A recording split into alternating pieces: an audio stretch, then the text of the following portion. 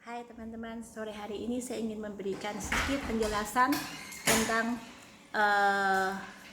isu yang beredar di luar tentang penggunaan ACE inhibitor dan ARB pada pasien-pasien hipertensi, di mana dikatakan kalau orang yang memakai ACE maupun ARB itu bakal menjadi jelek kalau pada saat terkena COVID-19 infection. Begini penjelasannya. Seperti kita ketahui bahwa angiotensinogen berubah menjadi angiotensin 1 itu dipengaruhi oleh renin. Sedangkan angiotensin 1 berubah menjadi angiotensin 2 oleh ACE inhibitor, S1 inhibitor. Angiotensin 2 menuju ke AT1 itu dipengaruhi oleh ARB. Nah, obat-obat anti-ACE atau ACE inhibitor seperti kita ketahui udah kita kenal lama, yaitu berupa captopril, ramipril, enalapril, banyak sekali yang pril-pril ya. Sedangkan ARB misalnya candesartan, valsartan, irbesartan, telmisartan. Nah, itu dikatakan bahwa orang yang meminum ACE dengan sendirinya, ACE adalah ACE inhibitor adalah menghambat perubahan angiotensin 1 menjadi angiotensin 2. Nah, COVID-19 itu atau virus corona itu masuk ke dalam tubuh, dia melalui spike atau yang tonjol-tonjol, spike surface permukaan yang nonjol-nonjol daripada virusnya itu menempel pada reseptor, disebutnya reseptor ACE2. Dianggap bahwa penghambatan dari angiotensin 1 menjadi angiotensin 2 oleh ACE atau angiotensin 2 menjadi ke AT1 reseptor itu oleh ARB itu akan menyebabkan upregulating, jadi menyebabkan peningkatan daripada ekspresi daripada reseptor ACE2 di sel jaringan.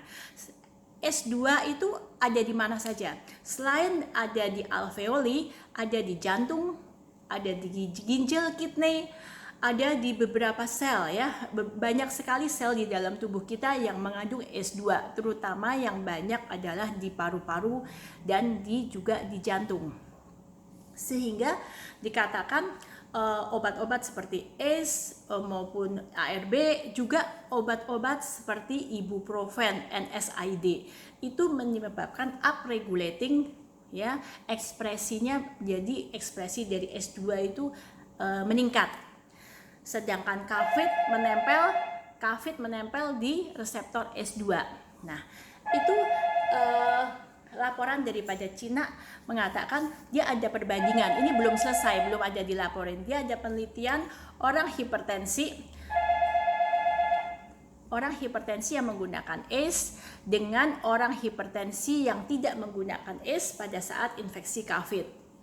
Ini belum ada hasilnya, nanti kita akan lihat. Akan tetapi dari European Cardiology Society (ESC) sudah membuat guideline bahwa itu evidence base-nya belum jelas, bahwa orang kok pakai ACE kalau mau pakai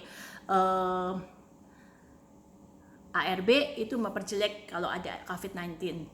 Karena ditimbang-timbang cost benefitnya antara orang misalnya sudah heart failure atau seorang yang hipertensinya berat sudah terkontrol dengan ARB, tiba-tiba disuruh stop, itu justru membahayakan daripada pasien itu sendiri. Nah, kemudian ada laporan ini tentang dari Oxford University, Jeffrey Carlson gitu. Itu dia mengatakan bahwa mereka sudah membuat laporan bahwa orang yang sudah heart failure, gagal jantung, orang yang sudah hipertensi berat yang sudah terkontrol dengan ARB, atau orang yang sudah minum ACE lama dan itu sudah bagus terkontrol, kalau dia kena infeksi COVID harus diteruskan. Nah, tergantung lihat COVID-nya severe atau tidak, harus diteruskan karena ditimbang cost benefitnya antara menyetop obat itu dengan meneruskan obat itu. Akan tetapi banyak sekali orang yang hipertensi ringan terkontrol dengan ACE atau ARB tapi sudah terkontrol lama, tidak mempunyai heart failure, atau orang yang minum obat misalnya ARB atau ACE untuk orang-orang diabetes misalnya untuk mikroalbuminuri misalnya ya. Nah, tapi kemudian pasien itu kena COVID ya.